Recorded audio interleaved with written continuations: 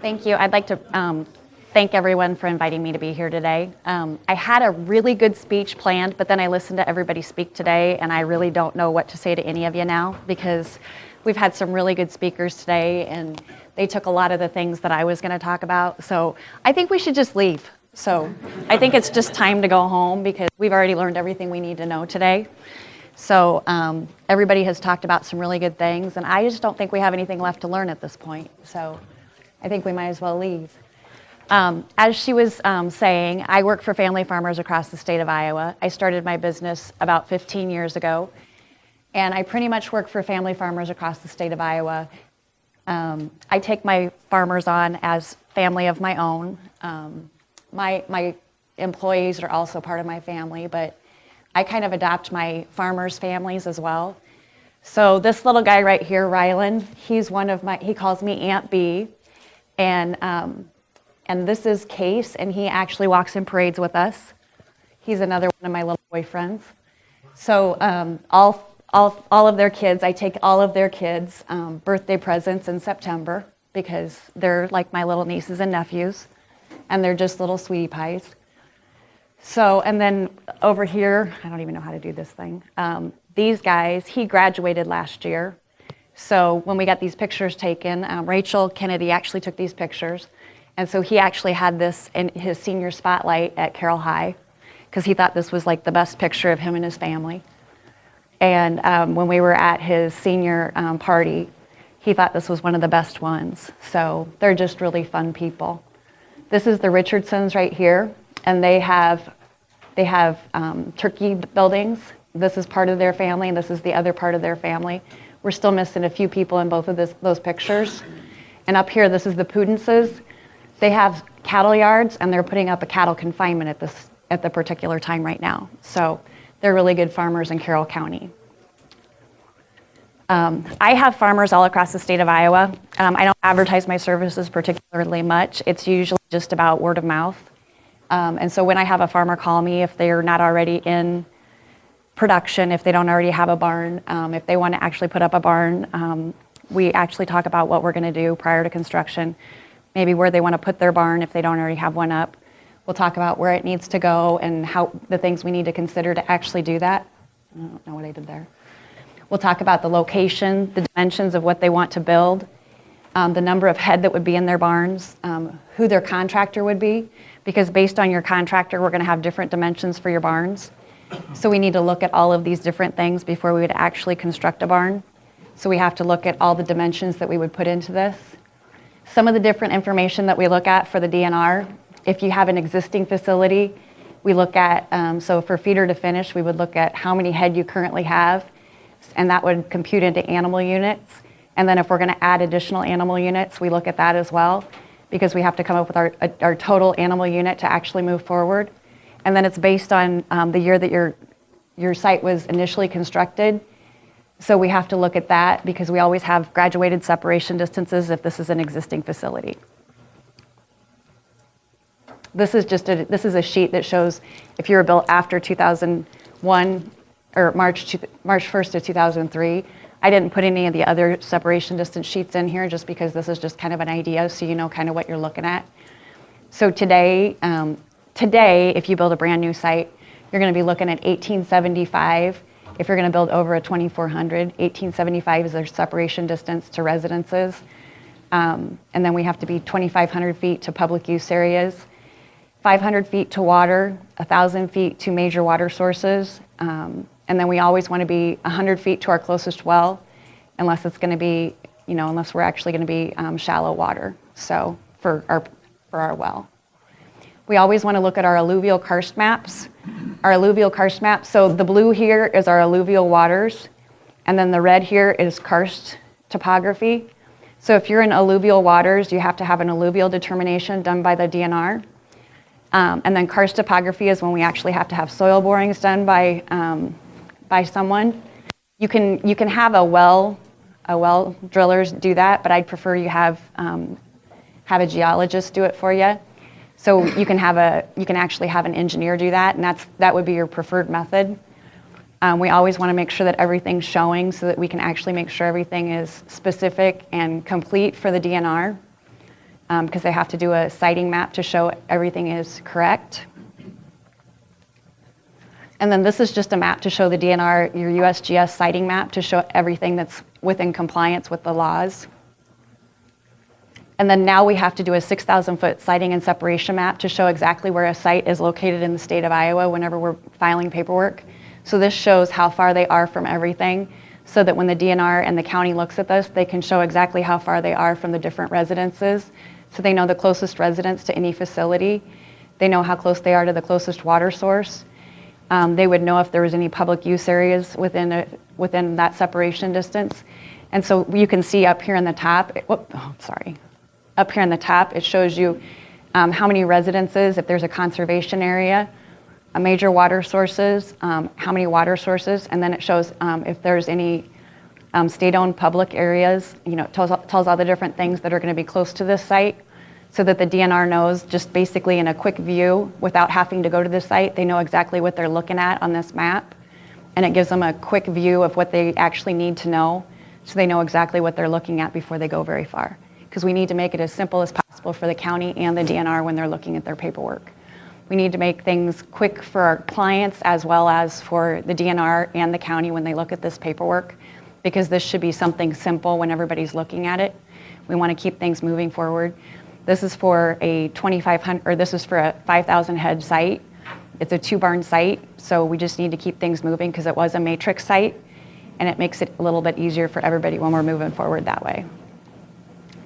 These are field maps so that when the DNR has to look at this, or when the county looks at this, they know these are the application fields this farmer will be using for their manure management plan. So they know exactly where the fields are located when they're applying manure for these fields. When my company does this, we do this so that it's easier for the farmers, and then it's also easier for the manure applicators, so they know exactly the fields they'll be applying to. We also have application field maps. I don't know if that's in there. And this orange line here, it just basically reminds the manure applicator, because if they come in the night, it makes it easier for them to see the orange designated area that lie within 200 feet of a water source must be incorporated the same date of land application, because we want to make sure that if that manure applicator comes in after dark, they're actually remembering that they have some criteria that they have to meet as well, because we have to make sure everybody's aware of the different things that meet that criteria.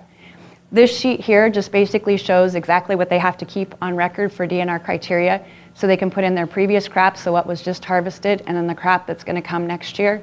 And then down here they'll put the date that they applied, it came from the deep pit, how many acres did they cover, at what rate, and then they can say direct injected. And then they can say exactly how many gallons were applied to that field. And then that would meet the DNR criteria, so they can keep everything moving forward to meet the DNR criteria and have it all on record for their manure application record keeping. When they create a manure management plan, I'm kind of anal. I don't know if some of you here know me, and you know that about me, because as you can tell, I talk a lot and I talk fast, and I tell all of my clients the same thing, that there's no such thing as a dumb question. It's only dumb if you didn't ask me the question. And all of my clients know that I won't quit talking until I can tell that you understood me, okay? So I have gone to clients, and I only have one client that I can't read, okay? And I have sat at his desk, and I will just stare at him until I can actually get him to smile, because I have no idea what he's thinking. He has these huge black eyes, and I have no idea what this guy is ever thinking. I finally told his wife one day, I don't even know how you read this guy. He freaks me out. He never has a facial expression. But you just can't tell if he understands what you're saying to him ever. But basically, when we do a manure management plan, we have to make sure that they understand these, because they are a big pile of papers, and if our clients don't understand them, then I didn't do my job. So one of the things that we have to do when we do a manure management plan is we have to talk about how you farm your fields and the fields that are in your plan, and how we're doing all the different methods of manure application, how we farm each one of the different fields that are going to be in there. And then if you don't farm the fields, I need to talk to the person who does farm the fields so that we can put all the correct information in there. The names of your fields, your tillage practices, and then we go through all your soil tests. So when we're doing that, so like when I talk to you about that information, so if we go back to those fields, so like for this field, for Tiger East, this gentleman, I talked to his dad, because his dad farms these fields. And so when I talked to Greg, I said, okay, so for Tiger East, what's your crop rotation? Well, it's continuous corn. So what's the first thing you do after you harvest corn? Well, I chop stalks. Okay, what do you do after you chop stalks? Well, after I chop stalks, I don't do anything until spring. What's the first thing you do in the spring? Well, I just field cultivate. What do you do after you field cultivate? Well, then I plant. Okay, what's your planter like? Well, I have double disc openers, coulters, trash whippers. Okay, and are you 30-inch rows, 40-inch rows? I'm 30-inch rows. Okay, and then what do you do after you plant? Nothing until harvest. Okay, so that's what we do for our Russell 2. We have to put that information into our Russell 2, okay? So these are simple things that we have to go through, but you have to talk to the farmer to find out exactly what they do so we can do their Russell 2. So then what we do, we have to trace the field to come up with the dominant critical soil type for that field. So this is how we go through the web soil survey map to come up with the dominant critical soil types. Let's go back here. So this just is the trace of the field, and then there must not be a map after that to tell us what the dominant critical soil type is. So we just put it on this sheet. So we would say the field name, the soil type, the slope length and steepness, and then according to the NRCS, it'll tell us the slope length and steepness, and then the NRCS will also tell us the corn yield type and bean yield type, and then we'll do our distance to water. We'll measure that, and then we'll come up with our Russell 2 number after we've done our Russell 2, and then we'll do a soil test. Our soil test, we'll put the average in there, and then I usually put for year 1, year 2, year 3, I'll put what my crop rotation is going to be, so I have that information in there as well. So we put that information in there. So here's one of my Russell 2s. So I put in here how we actually farm our field. So for this field in particular, it was a corn bean rotation. And then you can see where we highlighted what our overall soil loss number was. So we take that overall soil loss number and we put it into our phosphorus index. And so when we put it into our phosphorus index, we put it up there on the very top line where the sheet and rill erosion is. So we put that 1.1 in there, and then we'll come down here and we'll say exactly how many feet it was from the center of that field to the closest point of water. And then we'll tell you how wide the rows are. And then we'll tell you if we're a tillage or non-tillage practice farmer. And then we'll put in here what type of soil test we used and what the average phosphorus was in the field. And then we go up here and we tell you what county we were in. And then we go to this next box and tell you exactly what type of land use it was and the soil type. And then we enter the P application from all sources and how we applied our manure and if there was tile in the field or not, okay? And then we come down here and just tell you what the field name was. And then we'll come up with our phosphorus index, okay? The rest of this is just the next page we do of our manure management plan to come up with our corn bean rotation. And that just makes it a little bit simpler, okay? It's just really simple to put together a manure management plan. Anybody who tells you a manure management plan is really difficult just wants your money, okay? Just remember that. A manure management plan should be really easy for you to understand and for you to utilize. And you should always understand your own manure management plan. And if you don't, you need to take some time to learn how to use it. Now we're just going to talk about the benefits of manure. And Dr. Dan is here today.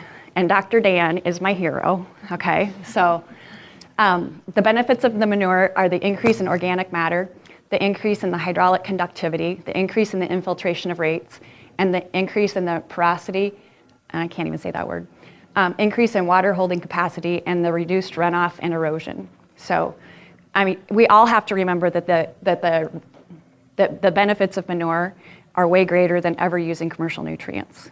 I mean, we have much more benefit with our manure than we ever do if we actually went to the co-op to buy nutrients. So we always have to be very aware of the nutrients that we have from our manure. The reduce of the nitrogen loss, if we inject manure and analyze manure nutrient content and follow our application rates, the timing of application and cover crops, and reduced tillage, we're going to have much better utilization of our nutrients by doing this. If we go through a master matrix, I don't know how many of you have had to go through a master matrix in the state of Iowa.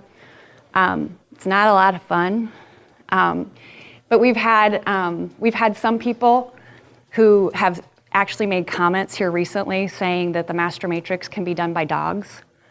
They were actually quoted in a newspaper up in the Decorah News. They were one of the supervisors up there was actually quoted saying that it could be done by dogs, which is kind of ridiculous because there's a lot of us who actually do these things and it's a lot of work, you know.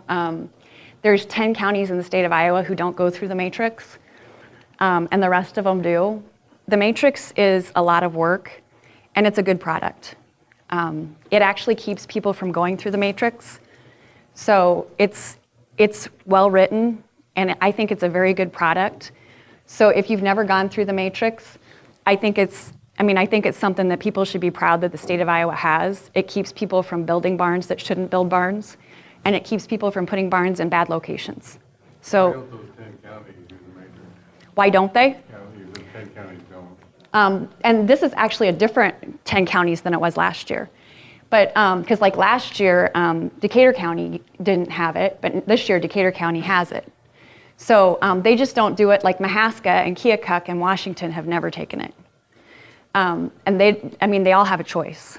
So I can't tell you why they don't do it. Decatur County has never done it. This is the very first year they did it. And when I was talking to one of the county employees in Decatur County, she actually works for the county attorney's office, so she's not even in the supervisor's office. But she was telling me that the county supervisors are kicking their own butts for having chosen to take the matrix this year. So it was a choice they made. Now, if they'll do it again next year, who knows? Because I think that they're really regretting that they made that choice. So I don't know that Decatur County will make that choice again next year because they wish they hadn't done it because it's just been a little too much work for them. They didn't realize how much work it would be to actually have to go through the matrix every time somebody submitted. Ringgold County is part of the matrix over here, but I tell you, they're great supervisors. So when you go in there and you visit with Ringgold County, the supervisors there are very friendly, very easy to work with.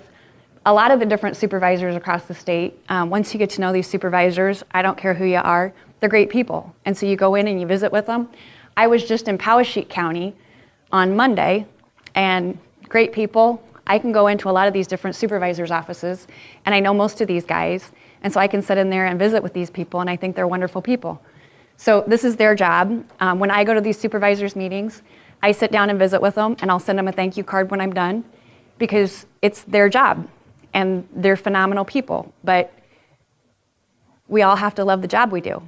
And, they're supervisors, they're elected officials, and sometimes they have sucky people there to yell at them. So just like you were talking about, there's people there that don't like what I'm doing, asking them to put up a hog confinement or a dairy confinement or whatever I'm asking for that day.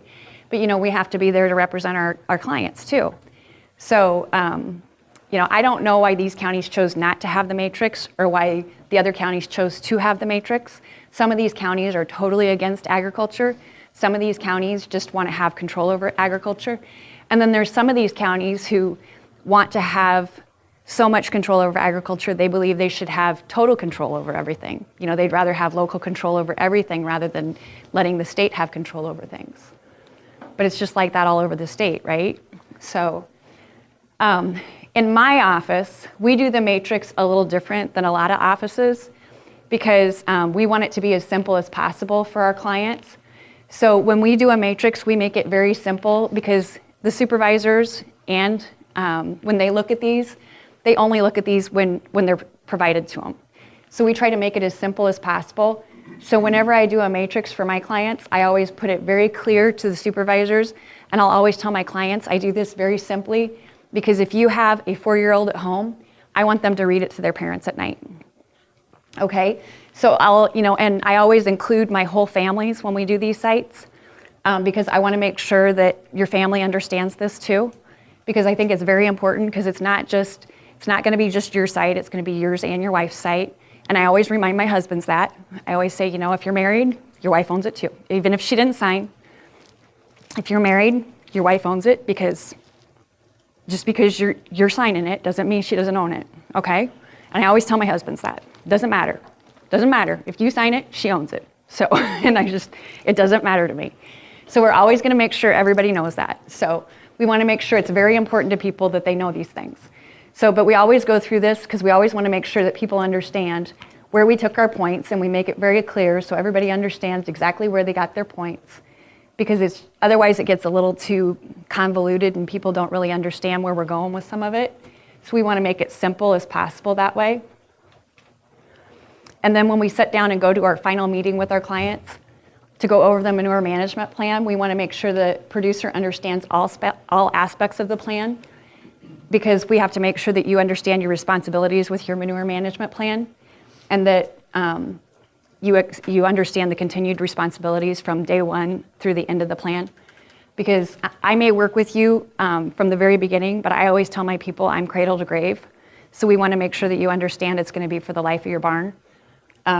We don't want you to think that just because we just started the site that I'm just going to go away tomorrow. Everybody understands that once I get your number, I don't lose it. I'm still going to call you and nag at you. So Dr. Dan learned that the hard way. I pick on people constantly, and I'll tell my guys that, I always tell my guys, I need to meet your wife, because when I call you, I don't want her to think I'm hitting on you. I'm just calling to remind you we needed soil samples, and I got to have them because the DNR requires them. So, and I don't want your wife to think that I'm just calling to pick on, that I'm hitting on you or something. I want her to know that I'm just nagging at you because we don't want you to get in trouble with the DNR. So most of the wives understand that, so it's pretty easy. I did put my sources in here, and as you can see, Dr. Dan's in here a couple times, so that's why I pick on him so much. So these are some really important articles, so if you need any information, definitely talk to Dr. Dan afterwards. Like I said, he's my hero, so he's the best person here. So if you have any questions for me or for Dr. Dan, he's here, and I will definitely refer you to him. So do you guys have any questions?